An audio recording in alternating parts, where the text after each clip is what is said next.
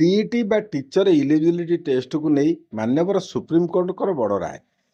OTT नहीं तो चाकरी नहीं। चाकरी बचाइक हेले 2 वर्ष मध्य ओटीटी निहाती जरूरी।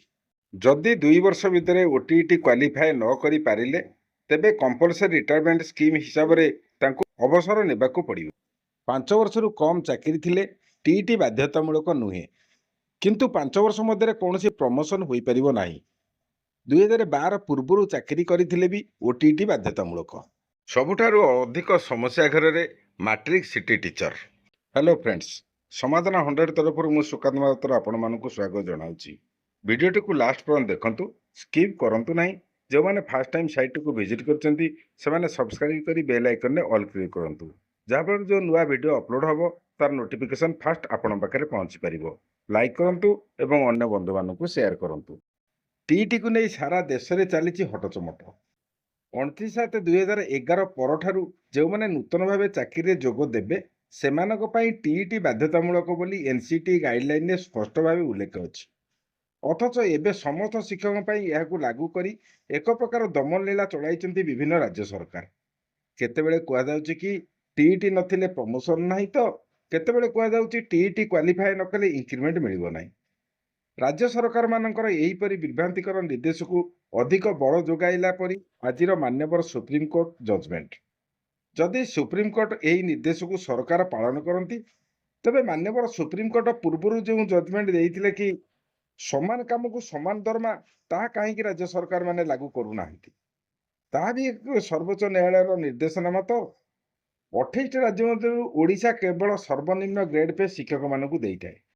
सेतिपई शिक्षक संगठन माने सर्वोच्च न्यायालय आश्रय नहीं से जजमेंट आसीथिला कि ग्रेड पे को मॉडिफाई करा जाऊ, ताहा भी आज जाए कार्यकारी होई पारिनी।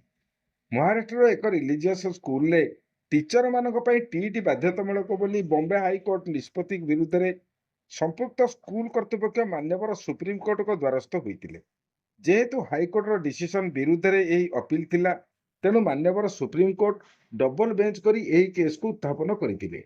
जो मान्यवर सुप्रीमकोर्ट डबल बेंच निष्पत्ति शुणाई कि समस्त शिक्षकों पर टीईटी बाध्यतामूलक। एनसीटी गाइडलाइन को यही जजमेंट संपूर्ण विरोध करुच्ची। एनसीटी गाइडलाइन में स्पष्ट भाव उल्लेख अच्छी कि 29/7/2011 पर जो टीचर अपॉइंटमेंट हेबे सेमाने टीचर इलिजिबिलिटी टेस्ट रे क्वालिफाई करिथिबे। हेले वर्तमान जजमेंट एनसीटी गाइडलाइन को संपूर्ण भाव विरोध करला। केतक राज्य सरकार प्रमोशन क्षेत्र में टीईटी बाध्यतामूलक करिसेंती। वर्तमान मान्यवर सुप्रीमकोर्ट को निर्देश देइसेंती कि समस्त शिक्षक टीईटी क्वालिफाई करने बाध्यतामूलक। यह आगामी 2 वर्ष मध्य करने को पड़ो। जदि आगामी 2 वर्ष मध्य टीईटी क्वालिफाए न करती तेबे सेमान को कंपलसरी रिटायरमेंट स्कीम अंतर्भुक्त करा जाय अवसर दियाजिबो। रिटायरमेंट समय जदि 5 वर्ष रु कम थाए तेबे सेमान क्षेत्र में टीईटी बाध्यतामूलक नुहे, किंतु टीईटी क्वालिफाए न करिथिले कौनसी प्रकार पदोन्नतिर सुजोग पाई परिबे नाही। गोटे पटे मान्यवर सुप्रीमकोर्ट को निर्देश टीईटी नहीं तो चाकरी नहीं, अन्यपटे ओडिशा सेकेंडरी बोर्ड ओटीईटी परीक्षा कराया पई असमर्थ। ए क्षेत्र में कौन करिवे ओडिशार शिक्षक समूह? आमे जानू सरकार 3टी अंग, कार्यपालिका, व्यवस्थापिका और न्यायपालिका। कार्यपालिका रे देश पई आईन तैयारी हुए, व्यवस्थापिका माध्यम ताहा विभिन्न विभाग द्वारा कार्य परिणत करा जाए। जदि यह कौनसी संगठन बा संप्रदायर मौलिक अधिकार क्षुण्ण करे तेबे न्यायपालिका माध्यम से अधिकार मिलता है। हेले जेतेबेले न्याय पाइबा जगार उचित न्याय मिलबारे अहेतुक विलंब हुए किंबा अधिकार क्षुण्ण हुए से स्थान में से आदेशर पुनर्विचार पर आवेदन और गुहारी करा जाए। ताहा ही वर्तमान शिक्षक संगठन मानक पई एकमात्र विकल्प।